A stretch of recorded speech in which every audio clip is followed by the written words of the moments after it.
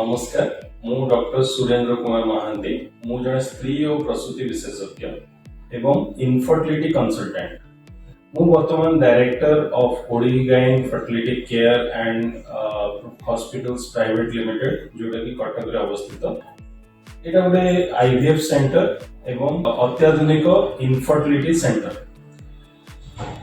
आज हम जानिबा जे इनफर्टिलिटी कौन। इनफर्टिलिटी माने बंध्यात्व जोटा को हमें ओडिया रे बंध्यात्व बोली कहू। गोटे दंपति जेतळे विवाहर वर्षे पर्यंत सहवास कला परे भी तांकर जदि गर्भधारण करिवार असुविधा हुए ताको हमें इनफर्टिलिटी बोली कहू।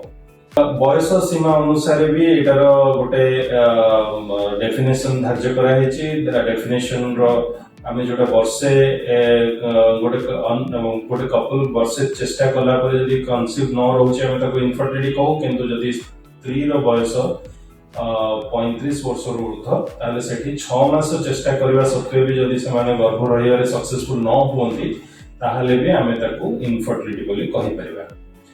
एबे जानिबा इनफर्टिलिटी काहे की हुए। इनफर्टिलिटी काहे की हुए जानिया को हेले फर्स्ट हमको जानिया को पड़िबो जे गोटे कन्सेप्ट केमती रहे, गोटे गर्भटे केमिति धारण हुए गोटे गर्भाशय रे। तो सेही प्रोसेस टिको जदि हमें बुझिबा भलो भाबरे ताहले हमें जानि परिबा जे हमरो गोटे दंपति जेतले विवाह करछन्ती तांको पिल्लाटी काहे की रुहेनी। तेणु तापे हमको फर्स्ट पुरुषर एनाटॉमी आउ मेल एनाटॉमी आउ फीमेल एनाटॉमी विषय टिके ज्ञान दरकार। फीमेल एनाटॉमी रे पर्टिकुलरली हमरो चारोटी जिंस थाए। गोटे वेजाइना, गोटे सर्वाइकल कैनाल एंड यूट्रस, दीटा फैलोपियन ट्यूब थाए आउ दीटा ओवरी थाए। तो ए जो गर्भाशय जोटा हमें कहूछु सेथरे मिलामिशा कला परे धातुटी आपन ए वेजाइना रे डिस्चार्ज हुए। से धातुटी गोटे जेतले बहलिया आकार रे सेटा डिस्चार्ज हुए किंतु सेटा जेतले मेल्ट करिकि तरल होला परे ता देहरु शुक्राणुटी बाहरे। से शुक्राणुटी ए सर्वाइकल कैनाल रो गोटे म्यूकस प्लग थाए। से म्यूकस थ्रू रे गति करिकि म्यूकस थ्रू रे पेनिट्रेट हेकी सेटा यूट्राइन कैविटी थ्रू रे हेकी फैलोपियन ट्यूब हेकी फैलोपियन ट्यूब रो डिस्टल पार्ट को आसे जोडा को हमें infundibular part of the Fallopian tube कहू।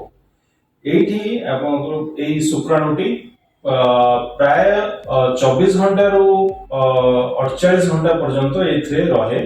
1 to 2 days एठी थाए सेटा। देन प्रति मास गोटे स्त्री लोकर जेतले मेंस हुए, मेंस हला परे मासिक ऋतुस्रावर प्रथम दिनठू तांकर गोटे डिंबाशय जोटा को हम ओवरी बोली कहू। डिंबाशय गोटे डिंबाणुटी डेवलप करे। से डिंबाणुटी गोटे फॉलिकल भितरे डेवलप करे जोटा को हम कहू ग्राफियन फॉलिकल। से ग्राफियन फॉलिकल टी जेतले मैच्योर हे जाय, जेतले सेटा 18 ରୁ 20 मिलीमीटर रो साइज रही जाय, सेटा रप्चर कर जाय, सेटा फाटी जाय आ सेथरु डिंबाणुटी रिलीज हुए। से डिंबाणुटी फैलोपियन ट्यूब भितर को आसे। तो एई फैलोपियन ट्यूब भितर डिंबाणु और शुक्राणु मिसी की फर्स्ट भ्रूणटी तयारी हुए जोटा को हमें एई प्रोसेस टी को कहू फर्टिलाइजेशन। फर्टिलाइजेशन रे स्पर्म जहा कि हम शुक्राणु बोली कहू। शुक्राणुटी डिंबाणु भितरे ये कला परे माने डिंबाणुटी को फर्टिलाइज कला परे एटा गोटे फर्टिलाइज्ड एग हे जाय जोटा को हम कहू जाइगोट किंबा भ्रूण। एई भ्रूणटी तयारी हला परे एई भ्रूणटी जाय कि गर्भाशय भितरे इम्प्लांट हुए जोटा को हमें गर्भाशय रो जो गोटे इनर लाइनिंग जोटा को हम कहू एंडोमेट्रियल लाइनिंग। से एंडोमेट्रियल लाइनिंग रे जाय कि एटा जोटी ताको भलो रक्त संचार जोटी भलो मिले से जगह रे से जाय कि से वॉल रे अटैच हे जाय एंड एटी इम्प्लांटेशन स्टार्ट हे जाय एम्ब्रियो रो एंड सेटी सेल डिवीजन हे कि से भ्रूणटी आगु को जाई सेटा गोटे गर्भ धारण करे आ गोटे पिलाटी सृष्टि हुए। तो एटा होचे हमर गोटे गर्भ रहिबार प्रक्रिया।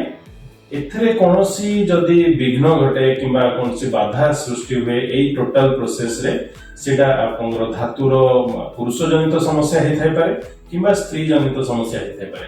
पुरुष जनित समस्या रे मोस्टली शुक्राणु रिलेटेड प्रॉब्लम और सीमेन रिलेटेड प्रॉब्लम और किंबा धातु जनित समस्या जोटा को हमें कहू सेमिनल फैक्टर्स और मेल। तो एटा प्रमुख कारण मेल फैक्टर रो।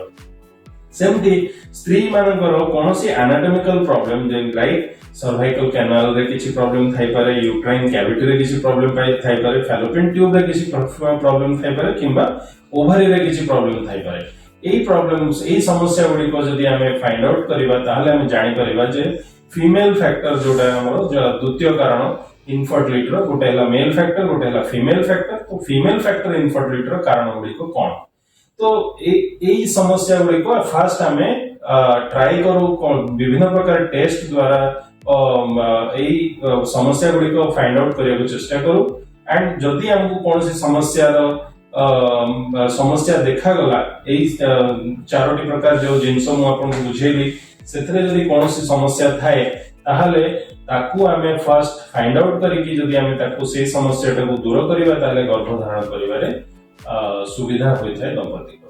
तो एटा हला प्रमुख कारण जो पेंकी जोटा कि हमें नोन फैक्टर्स कहबा, किंतु केबे केबे बेले एमती भी थाए जे हमर एई कोनोसी समस्या जो एई जो ये गुडा कहली जेमती वेजाइना रे आपन हस्बैंड को सीमेन फैक्टर रे, यूट्राइन कैविटी रे, फैलोपियन ट्यूब रे किंबा ओवरी रे कोनोसी समस्या फाइंड आउट होएनी और देखा जाएनी, तो ताकू एई केसेस गुडी को हमें कहबा अनएक्सप्लेन्ड इनफर्टिलिटी और जहार कोनोसी कारण कि ये जणा पड़ेनी। तो एई अनएक्सप्लेन्ड इनफर्टिलिटी भी पाखापाखी हाराहारी 10% केस रे हमको अनएक्सप्लेन्ड इनफर्टिलिटी मिली थाए, किंतु मोस्टली हमरो जदी हमें खोजिबा ताले एई चारोटी की पांचटी कारण भितर कौन सी समस्या जदी हमें बाहर कर परिबा ताले हमें सेटार उपचार कले गोटे दंपति बहुत शीघ्र अति शीघ्र गर्भधारण करिबारे समर्थ होई पारंती।